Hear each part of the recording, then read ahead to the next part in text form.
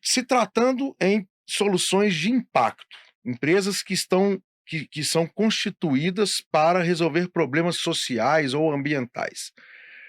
Qual o caminho que ela deve percorrer para conseguir financiamento e dinheiro para sustentar e tracionar aquele projeto logo no início, né, da sua existência, com base nesse tipo de empresa que precisa devolver para a sociedade algo além dos seus produtos e serviços? Qual exatamente os passos que ela precisa dar? Muito bem. Quando a gente, né, observa as diferentes empresas dentro de diferentes segmentos econômicos, a gente vai ter essa percepção, vamos chamar, dos impactos, muito bem definida na legislação ambiental do licenciamento. Porque, a experiência levou para o licenciamento ambiental o grande instrumento de planejamento do poder público, onde a sociedade tem a oportunidade de se manifestar de forma diferente dos outros instrumentos de planejamento do poder público. No licenciamento, você tem reunião pública, você tem audiência pública. Então, quando eu tenho que fazer, pretendo fazer algum tipo de empreendimento que tem impacto social, econômico, ambiental, o termo de referência do licenciamento dado ou pela Secretaria de Meio Ambiente ou pelo IBAMA ou pela prefeitura, porque algumas prefeituras hoje já podem licenciar, ele vem lá com todos os levantamentos que são necessários para você fazer um diagnóstico ex ante, né, e a sua previsão ex post dos impactos ambientais, porque nesse meio do caminho você vai definir os seus programas mitigadores e programas compensatórios. Então, uma boa parte dessa resposta virá das empresas que estão no mercado especializadas na história do licenciamento. Hoje, uma boa empresa que atua na área do licenciamento, ela vai ter uma equipe de meio físico, de meio biótico, de meio socioeconômico. Às vezes, ela é uma empresa especializada em um segmento, por exemplo, empresa só de arqueologia, que vai fazer uma parceria, vai fazer uma sociedade com a outra empresa que trabalha, por sua vez, nos outros levantamentos sociais, com a outra empresa que faz os levantamentos florestais, mas muitas vezes a empresa é completa com a sua estrutura e muitas vezes ela vai trabalhar dessa. Então, empresarialmente, a resposta ela virá daquilo que essa empresa levantar. Fonte de informação vão ser dados primários ou secundários. Os dados secundários, muitas vezes, são esses que nós acabamos de falar aqui. Existe um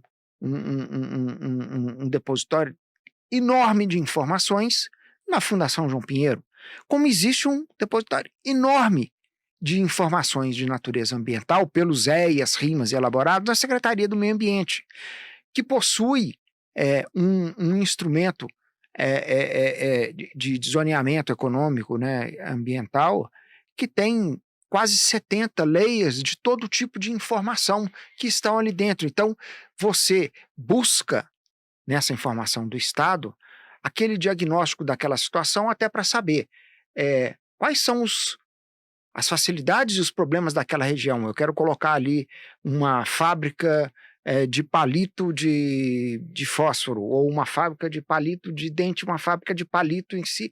Falo, vou escolher aquele lugar ali.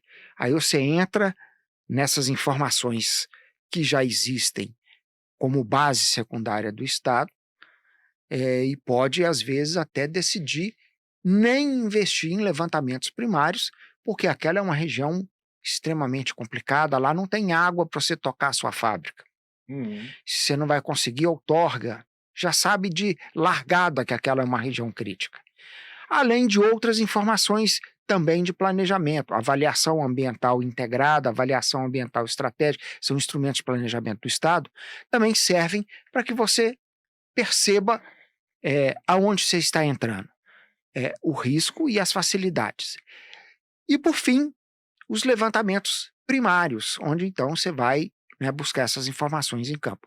E aí essas empresas, né, elas se caracterizam fundamentalmente como prestadoras de serviço que, contratadas, fazem essa execução.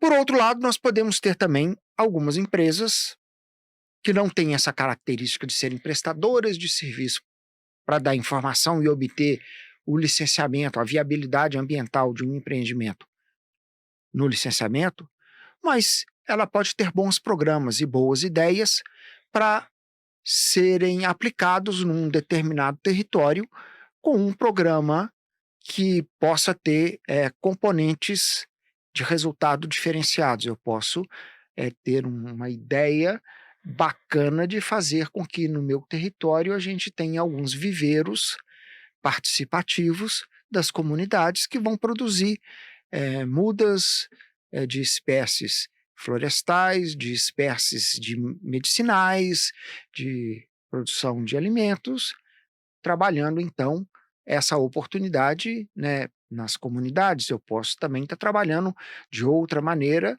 com outro tipo de atividade, por exemplo, pescar, ter estrutura de beneficiamento, refrigeração e fazer com que você consiga criar cooperativas de trabalho. Aí, esse tipo de iniciativa, ele com certeza ele vai navegar diferente daquela outra empresa que é uma prestadora de serviço, mas ele vai depender fundamentalmente de recursos.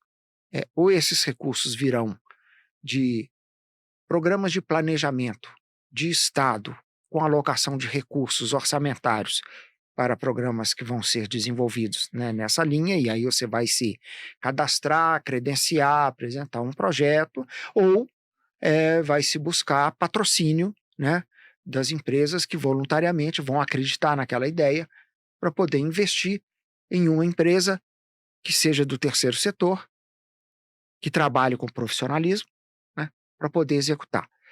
Lembrando também que são muitas as variáveis, a gente poderia dizer também, nesse momento, muita gente está conversando e falando, os Yanomamis, numa situação de muita fragilidade social, fome, e aí você tem a Amazônia, um senhor, espaço 60% do nosso território, 12 mil ONGs que atuam lá na região, e lá com a obtenção de muito recurso de financiamento a fundo perdido de outros países, que é também uma oportunidade da obtenção, né, de recursos para esse tipo de trabalho. E por fim, eu ainda diria, né, o Lisbene, né, comentou aqui também, projetos de P&D existem através de instrumentos legais de vários segmentos. Por exemplo, o setor elétrico tem um projeto de P&D onde as empresas têm que gastar 0,5%, né, do seu faturamento bruto em desenvolvimento de tecnologia, e antigamente apenas a academia podia se habilitar e credenciar. Hoje uma empresa pode se habilitar e credenciar e executar e prestar conta desse tipo de trabalho, e é também uma oportunidade para se obter recursos para fazer e implementar uma boa ideia e entregar um bom resultado.